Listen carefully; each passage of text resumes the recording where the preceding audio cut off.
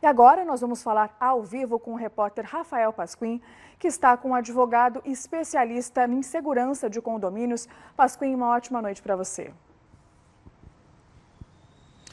Oi, Olivia, boa noite para todo mundo que acompanha o SP Record. Eu vou conversar agora com o Dr. Márcio Espímpolo, como você disse, especialista em direito condominial. Ele vai esclarecer algumas dúvidas para a gente com relação a esse caso que nós acompanhamos hoje durante todo o dia. Doutor, boa noite, obrigado pela participação aqui no SP Record. Doutor, em casos assim, quando criminosos alugam um apartamento com documentos falsos, o condomínio pode ser responsabilizado de alguma maneira? Boa noite, Olívia, boa noite a todos. Não há responsabilização do condomínio nesses casos, nem de furto, nem de roubo nas áreas comuns e também nas áreas privativas. As convenções dos condomínios já são claras nesse sentido. Infelizmente, o condomínio não tem, infelizmente para quem teve o prejuízo, o condomínio não tem responsabilidade. Doutor, tem alguma maneira, algum procedimento que o condomínio ele pode adotar para evitar que criminosos se passem, por exemplo, por inquilinos, por compradores? O condomínio, através do síndico, ele precisa exigir os contratos de locação. Quando alguém se muda para o condomínio, seja proprietário mesmo também, ele precisa exigir o documento de propriedade e quando é inquilino, o contrato de locação entre locador e locatário para ele manter os arquivos aqui. Através desse contrato é que ele faz o cadastramento do inquilino e talvez quem mais da família dele for habitar no prédio. Doutor, de maneira geral, o que o regimento interno dos condomínios acaba prevendo com relação a controle de acesso?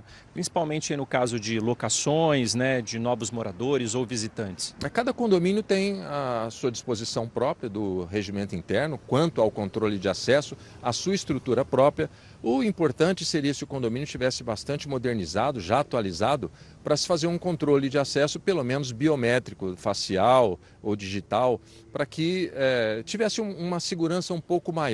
A grande questão, falando exatamente desse caso, é que eles fizeram todo o procedimento na imobiliária, chegou para o síndico provavelmente esse contrato, ele cadastrou os moradores ali, os futuros moradores, e aí eles tinham livre acesso ao condomínio. Doutor, existem alguns casos, inclusive, onde alguns condomínios têm uma ligação até com um banco de dados de pessoas procuradas para poder impedir o acesso? Sim, existem contatos aí dentro do próprio controle de acesso, como você disse, quando alguém chega no condomínio, ele faz lá o controle biométrico dele, ou passa o CPF, e a portaria, muitas portarias de condomínios têm uma ligação já com as secretarias de segurança pública, e isso pode facilitar certamente a identificação de um meliante, provavelmente, alguém que esteja procurado pela polícia, enfim. Doutor, agora em casos de aluguéis, como é que a imobiliária deveria se prevenir, que tipo de segurança que poderia tomar, cuidados legais para poder evitar situações assim de locação com documento falso? A imobiliária ela tem que ter um esmero maior quanto a recepcionar esses documentos, porque me parece que nesse caso foram documentos falsos apresentados ali, uma imobiliária física, portanto contratos físicos de locação regular, nem era locação para temporada, e nesse caso a imobiliária precisaria fazer uma consulta geral daquelas pessoas, mas quando alguém quer cometer uma fraude, fazer algum golpe, ele faz tudo certinho já para evitar, e no dia a dia da imobiliária pode ser que também isso tenha passado.